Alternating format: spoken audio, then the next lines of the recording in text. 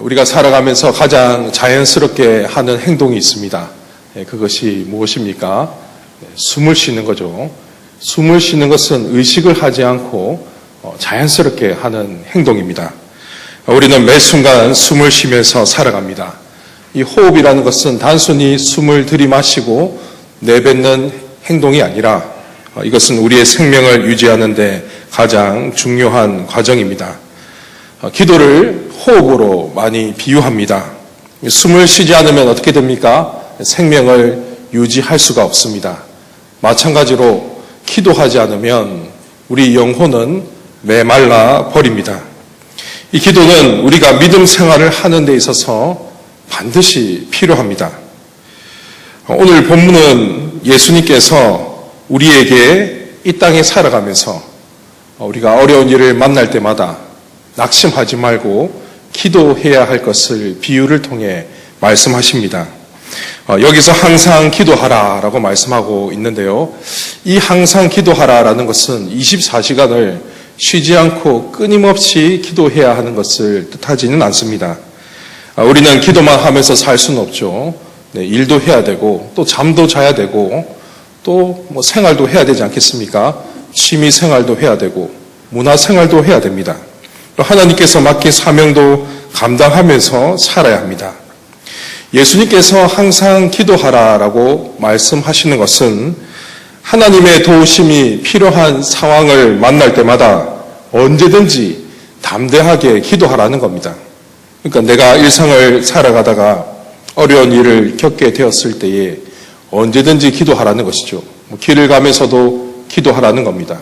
일을 하면서도 기도하라는 겁니다. 마음속으로 기도할 때가 있고 또는 조그만 목소리를 내면서 기도하라는 겁니다. 왜 주님께서는 우리가 기도해야 될 것을 말씀하실까요? 어려운 일을 겪으면 기도해야 하는 이유가 무엇이기 때문에 항상 기도하라라고 말씀하는 겁니까? 그것은 우리에게 응답하시는 아버지가 계시기 때문에 그렇게 기도하라는 것을 뜻합니다. 그렇습니다. 우리에게는 우리의 좋으신 하나님 아버지가 계십니다. 우리가 부르짖고 기도하면 반드시 응답하시는 우리의 좋으신 아버지가 계시기 때문에 우리는 기도해야 되는 것이지요. 예수님은 오늘 이 본문을 통해서 우리가 어떻게 기도해야 할지 그 태도를 가르쳐 주십니다. 기도하는 방법을 알려주고 계시는 것이죠. 우리가 읽었던 이 내용은 불의한 재판장과 과부의 비유입니다. 어떤 도시에 한 재판장이 있었습니다. 그런데 이 재판장이 어떤 재판장이었습니까? 하나님을 두려워하지 않고 사람을 무시했던 재판장입니다. 아나무인격인 사람이었죠. 그리고 이 재판장은 법적으로 공정한 판결을 내리기보다는 뇌물을 받고 불의한 판결을 내렸던 재판장입니다. 그렇기 때문에 이 도시의 사람들은 이 재판장에게 찾아가서 공정한 판결을 받을 기대를 하지 않았습니다.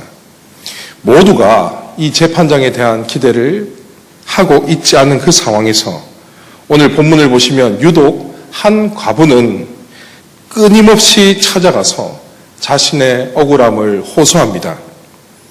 아마 이 과부는 자기에게 해를 입힌 자에 벌을 줄 것을 요구했거나 빼앗긴 재산을 되찾아 달라고 요구했을 것입니다. 이 과부는 이 재판장이 자기의 이 불의함을 잘 들어줄 거다 이렇게 기대하면서 찾아간 것은 아닙니다. 왜 이 불의한 재판장을 계속해서 찾아갔을까요? 그것은 바로 이 방법밖에 없기 때문입니다. 예수님 당시 과부는 사회적 약자에 속합니다. 지금도 마찬가지죠. 사회적으로 보호받을 수 없는 그런 약한 자에 포함됩니다. 그래서 이 과부가 생각해냈던 방법은 단 한 가지밖에 없었습니다. 자기의 원한을 풀어줄 때까지 끈질기게 이 재판장을 찾아가는 것이죠. 처음에는 꿈쩍도 하지 않았던 재판장이 움직이기 시작했습니다. 우리가 읽었던 4절과 5절 PPT 좀 띄워주십시오. 자, 제가 쭉 한번 읽도록 하겠습니다. 그가 얼마 동안 듣지 아니하다가 후에 속으로 생각하되 내가 하나님을 두려워하지 않고 사람을 무시하나 이 과부가 나를 번거롭게 하니 내가 그 원한을 풀어주리라. 그렇지 않으면 늘 와서 나를 괴롭게 하리라 하였느니라. 이 재판장은 과부의 원한을 풀어주겠다라고 결심을 했습니다. 뭐 때문에 그가 이런 마음을 먹은 겁니까? 이 재판장은 과부의 원한을 풀어주지 않으면 늘 찾아와서 자기를 괴롭게 할 것만 같았기 때문입니다. 계속해서 찾아오니까, 날마다 찾아오니까 귀찮은 겁니다. 내가 이 여인의 그 원한을 풀어주지 않으면 이 여인은 끝까지 나를 괴롭히겠구나, 이런 생각을 하고 그는 원한을 풀어줘야 되겠다, 이렇게 결심을 한 것이죠. 이 비유는 이 세상을 살아가는 우리의 모습을 보여주고 있습니다. 우리는 어떻습니까? 이 세상을 살아가면서 참 억울한 일을 많이 경험하는 것 같습니다. 하나님 말씀대로 살아가려고 하면 어떻습니까? 내가 정말 말씀에 따라서 살려고 하면 이 세상은 우리를 가만히 내버려 두지 않습니다. 특히 우리가 은혜를 받고 결단을 했을 때에 여러분의 그 경험들을 한번 생각해 보십시오. 내가 정말 하나님의 놀라운 은혜를 받고, 이제는 내가 신앙생활을 한번 제대로 해봐야 되겠다, 이렇게 결심을 하게 되면 어떤 일이 일어납니까? 금세 여러 가지 시험이 찾아옵니다. 저는 어렸을 때부터 신앙생활을 하면서 아버지의 박해가 참 많았습니다. 중고등부 시절 수련회 가는 것이 참 힘들고 어려웠습니다. 각오를 하고 가는 거죠. 수련회를 갔다 와서 아버지께 혼날 것을 작정하고 각오하고 수련회를 가는 겁니다. 그래서 수련회를 가면 많이 기도했습니다. 아버지의 마음이 바뀌게 해달라고. 신앙생활을 하는데 아버지께서 더 이상 박해하지 않게 해달라고 그렇게 많이 기도했습니다. 그래서 기도를 하고 집으로 돌아가면 아버지의 마음이 변화될 줄 알았습니다. 그런데 여러분, 제가 이 중고등부 시절에 수련회를 끝나고 집에 돌아가면 그 기도가 응답됐을까요? 그렇지 않습니다. 오히려 더 심하게 박해하시면서 앞으로 수련회 가면 절대로 가만 안 두겠다, 이렇게 계속해서 위협하셨습니다. 이때 제가 취할 수 있는 가장 지혜로운 방법이 무엇이겠습니까? 제가 신앙생활을 하는데 가만 좀 내버려 달라, 그만 좀 나를 내버려 두라고 아버지께 대어들면 하나님께서 기뻐하시겠습니까? 오늘 본문에 따르면 우리는 가장 지혜로운 방법을 깨닫게 되어집니다. 그것보다는 하나님께 나의 원한을 풀어달라고 간절히 부르짖고 기도하는 것이 정답입니다. 하나님 말씀대로 살려고 하는데, 그런데 세상이 우리를 가만히 내버려 두지 않을 때에 우리가 해야 할 행동이 있다면 그것이 무엇이겠습니까? 하나님께 찾아가서 우리의 억울함을 호소하는 것이죠. 끈질기게 부르짖고 기도하는 겁니다. 우리가 이 세상을 살아가면서 믿음 생활을 할 때에 생각지도 못한 곳에서 여러 가지 핍박이 찾아옵니다. 이때 우리는 어떤 마음을 먹어야 할까요? 오늘 본문에 나오는 과부는 끊임없이 계속해서 불의한 재판장을 찾아갔습니다. 자기 원수에 대한 원한을 풀어달라고 끊임없이 간청했습니다. 매달렸습니다. 이렇게 하는 이유가 무엇입니까? 돈이 없고 힘없는 과부가 할 수 있는 일은 이 방법밖에 없었기 때문입니다. 오늘 우리도 마찬가지입니다. 우리가 이 세상에 살아가면서 우리가 할 수 있는 일이 무엇이겠습니까? 더욱 힘써 해야 할 일은 오늘 본문에 기록된 이 과부처럼 우리의 억울한 상황을 하나님 앞에 두고 간절하게 부르짖고 기도하는 겁니다. 하나님만이 내가 겪는 이 억울한 상황을 해결해 주실 수 있다라고 우리가 간절히 기도하면서 매달리는 것이지요. 우리의 원한을 풀어 주실 수 있는 하나님께 끊임없이 기도하고 매달려야 합니다. 오늘 본문을 해석할 때 주의해야 할 점이 한 가지가 있습니다. 이 과부를 우리라고 생각을 하지만, 그런데 이 불의한 재판장을 어떻게 생각을 하게 됩니까? 하나님이라고 또 그렇게 생각하는 경향이 있습니다. 그런데 그렇지 않습니다. 이 불의한 재판장이 하나님이라고 생각해서는 안 되는 것이죠. 오늘 이 본문의 중요한 핵심은 기도하는 태도를 가르쳐주고 있는 겁니다. 예수님께서 우리에게 어떻게 기도해야 될지 그 태도를 알려주시는데, 우리는 항상 기도하고 낙심하지 말아야 할 것을 가르쳐주는 본문이죠.